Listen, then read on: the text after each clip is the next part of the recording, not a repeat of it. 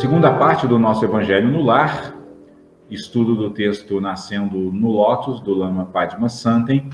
O tópico de hoje é mandala e não meditação, onde o Lama diz: então surge também a noção de oferenda de mandala, pois olhamos para trás nas nossas vidas e dizemos: tudo aquilo que eu vivi, eu ofereço, é isso.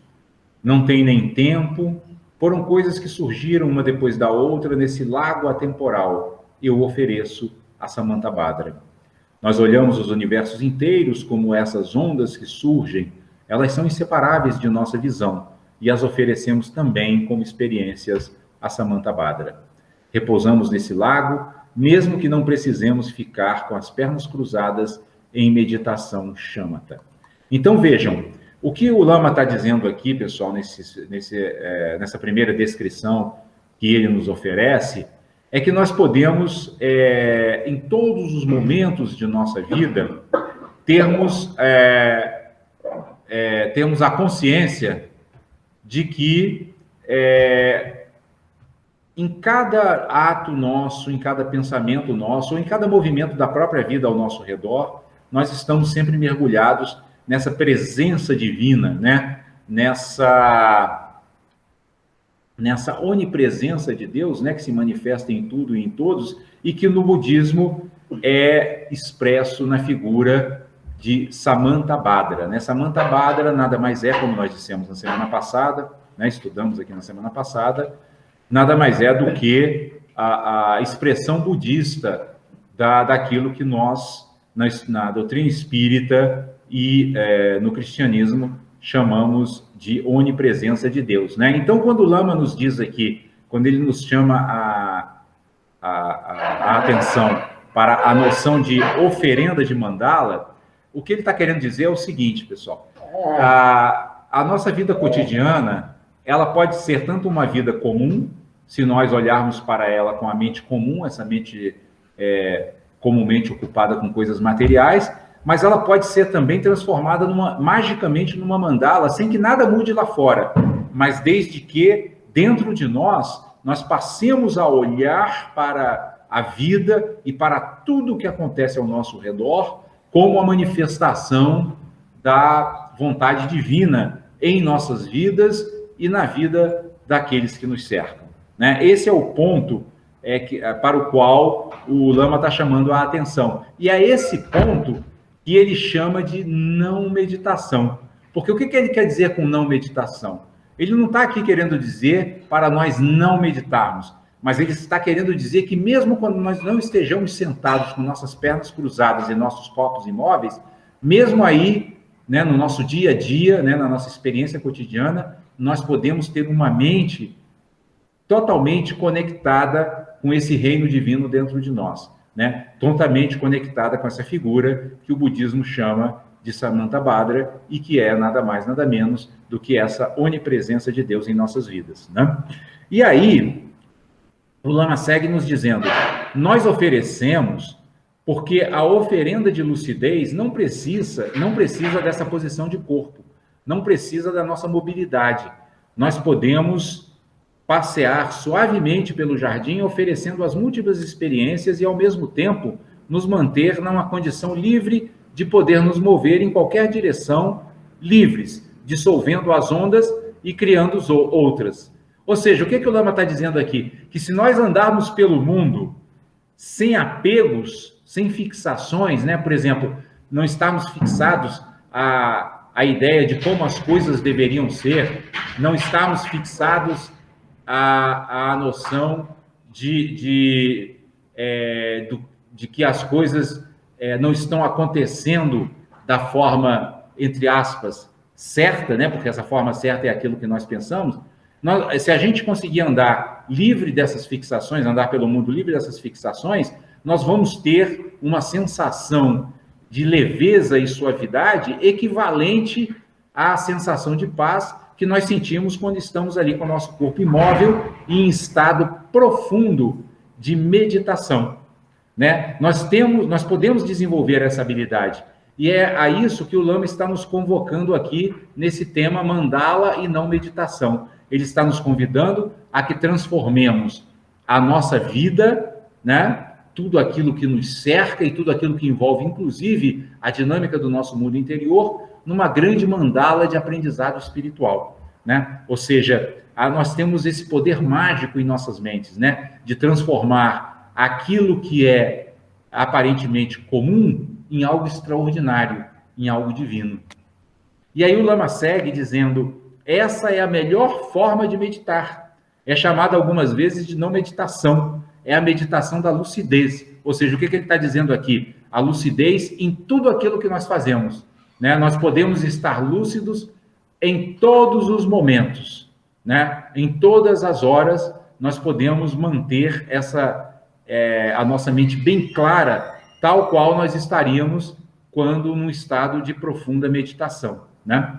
E aí ele segue dizendo, aqui estou introduzindo vários temas. Com isto, introduzi o tema da não meditação. Assim, guardamos a palavra meditação, que tem um sentido tão amplo que inclui, no caso particular, a não meditação. Percebem? O que ele está dizendo? Ou seja, eu posso me levantar da minha meditação ou da minha oração, né, ou daquele momento especial de êxtase espiritual e manter esse êxtase espiritual na vida cotidiana.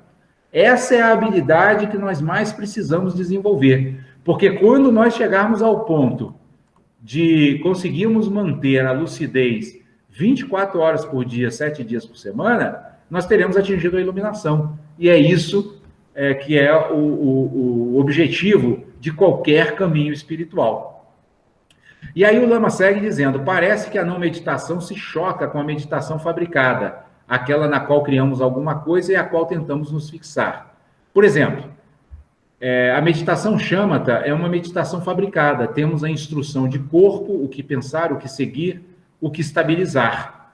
Então, vejam, aqui o Lama está falando sobre a meditação, que no budismo é chamado de meditação shamatha, que em português significa o calmo permanecer, que é uma meditação que ele está justamente dizendo aqui que é fabricada, ou seja, nós criamos um estado artificial, né, onde a gente se senta, a gente recebe a orientação para se sentar, né, se for o caso, com as pernas cruzadas, ali, ou então sentado na cadeira, com a coluna ereta, né, mantendo uma respiração lenta e profunda, né? Então, a gente cria um estado artificial para que a nossa mente possa se estabilizar. Mas o que o Lama está dizendo aqui? É que nós podemos pegar o estado de paz conquistado nesse estado meditativo e levar para a nossa vida cotidiana. Né? É isso que nós devemos fazer o tempo inteiro. Né? É como nós aqui, nós estamos fazendo o Evangelho no Lar, né? E nesse momento, as nossas mentes entram no estado vibratório especial, porque nós estamos conectados com o Evangelho, nós estamos conectados com os amigos espirituais aqui presentes. Agora, qual é o desafio? É ao encerrarmos aqui, ao fazermos a nossa prece final, conseguirmos manter essa estabilização que conseguimos adquirir ao longo das nossas orações, das nossas preces e das nossas reflexões. É disso que o Lama está falando aqui, né? E quando aí ele segue dizendo, aqui reconhecemos dentro de qualquer experiência essa condição livre, ou seja, a condição livre de aflição, a condição livre de ansiedade, a capacidade de nos mantermos tranquilos e em paz em meio ao movimento da vida comum, né? E ele segue dizendo, essa é a nossa prática principal, permitindo que entendamos que dentro dessa multiplicidade de experiências pode aparecer repetidamente aquilo que sempre esteve ali. Ela é simples e misteriosa ao mesmo tempo. É esse lago, a natureza do espaço. Sempre houve, ela acolhe as múltiplas manifestações. Então, quando estamos dentro disso, o sofrimento é entendido também como ondas que vêm. Percebem, pessoal? Então, o que ele está dizendo? Se nós nos mantemos conectados com essa nossa natureza interior, que cria as nossas condições, né?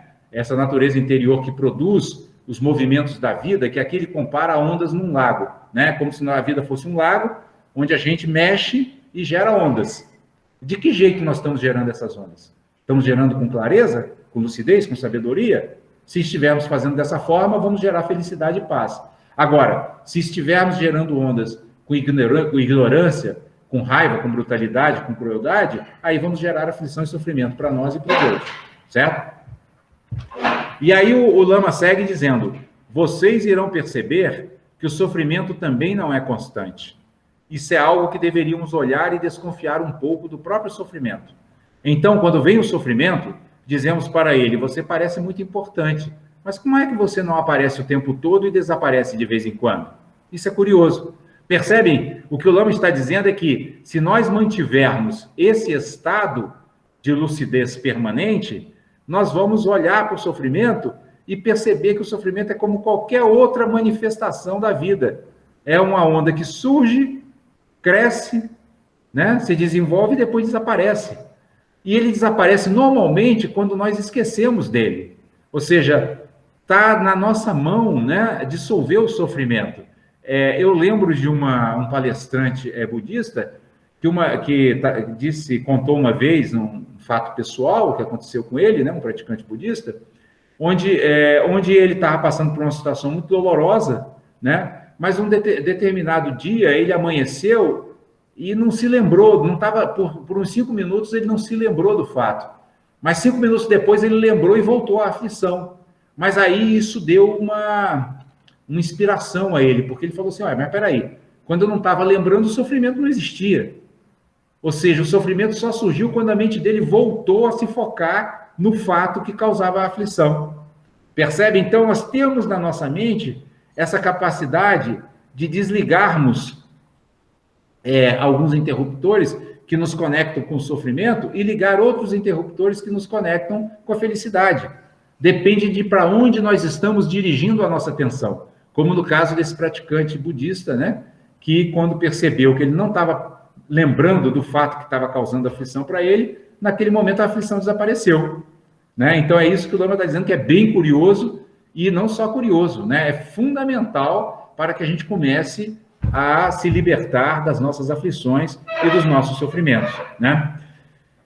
E aí o Lama segue agora dando um exemplo, né, dizendo assim, um exemplo prático, né, de tudo isso que ele tá sobre o qual ele está refletindo, dizendo assim: chamou-me a atenção que quando vamos ficando velhos, vamos a muitos enterros e velórios. Lembro-me de vários desde a minha infância. Uma das coisas que me chamava a atenção é a pessoa que está cuidando do morto. Ela está ali, mas quando chegam os parentes, vão abraçá-la, a pessoa chora. Aí senta de novo, aí chega gente de novo e chora de novo. Então, aparentemente, o sofrimento tem flutuações. Ainda que o morto esteja incessantemente presente ali do lado, o sofrimento flutua. Parece que ele aumenta quando vem a solidariedade. Isso é alguma coisa dura. É possível que algum de vocês já tenha passado por isso. O nosso sofrimento aumenta também quando vem alguém, olha para nós e diz: eu entendo a sua dor. Ao abraçar, aquilo não é fácil, porque aquilo, na verdade, é o retorno daquela onda. Né? Ela está disponível para nós, mas a onda não é a realidade totalmente abrangente. No meio do nosso sofrimento, o lago está presente. Por isso a nossa mente se dispersa do próprio sofrimento. Ela vagueia em meio àquilo, ela se dirige a outros lugares. Aí vem alguém e nos lembra de novo, e nós sentimos, porque aquilo é real, é vivo dentro daquele contexto. Também deveríamos olhar nossas experiências de sofrimento depois de 10 anos. O sofrimento começa a ficar remoto, cinza. Ainda que lembremos, precisamos de muita atenção para retornar às mesmas condições de quando o sofrimento surgiu. Quando retornamos, choramos de novo, mas, na verdade, a mente se dispersou devido a esse poder do lago. Então, percebem o que o Lama disse aqui? No primeiro, ele citou o exemplo do enterro. Né? A pessoa está ali no enterro, né? É um parente, né, que ela perdeu, e ela está chorando, ela está triste, vem a pessoa, abraça, e aí ela chora. A gente percebe isso, né? Quando as pessoas abraçam e dizem meus pêsames, né, meus sentimentos, aí a pessoa chora ainda mais e tal. Dali a pouco ela senta, às vezes, se tranquiliza um pouco, mas aí chega uma outra pessoa, né, no velório, e, meus pêsames, aí ela volta a chorar de novo. Quer dizer, é como se no momento em que ela se distrai um pouco, o sofrimento diminui. O que mostra que o sofrimento, ele não é causado pelo que está lá fora. Ele é causado pela posição da mente pela posição da mente ao processar o que está vindo do mundo externo. Depende de como ela está se posicionando. Então, quando ela se distrai um pouco daquela realidade, no caso da realidade da perda de um parente, mesmo ali dentro do velório, ela se distrai um pouquinho, parece que a aflição diminui de intensidade. Quando ela lembra de novo, aumenta de intensidade. Né? Então, é isso que o Lama está chamando a atenção aqui, está chamando a nossa atenção, é para isso que ele está chamando a nossa atenção, para que a gente exerça essa liberdade. Nós temos essa liberdade. Né? Essa liberdade de escolher não dar tanta atenção àquilo que nos aflige, né? E passar a dar mais atenção àquilo que promove uma sensação de bem-estar e de êxtase na mente. Né? É por isso que o budismo diz que a nossa essência espiritual é liberdade, luminosidade e energia dinâmica, né? Ou seja, a essência do nosso espírito é liberdade, né? Nós criamos, voltando aqui à metáfora do lago, nós é que criamos as ondas no lago da vida, né? E no lago do nosso mundo interior. Então, o que esses ensinamentos estão nos convidando a fazer é a criarmos ondas a partir de uma posição sábia diante da vida, né? A partir de uma posição mais compassiva, né? Mais amorosa. Por quê? Porque uma posição mais compassiva, mais altruísta e mais amorosa diante da vida vai gerar ondas suaves, né, no lago do nosso espírito, no lago do nosso mundo interior, e isso vai nos proporcionar uma sensação de bem-estar que vai ser, inclusive, um elemento facilitador da nossa própria caminhada espiritual.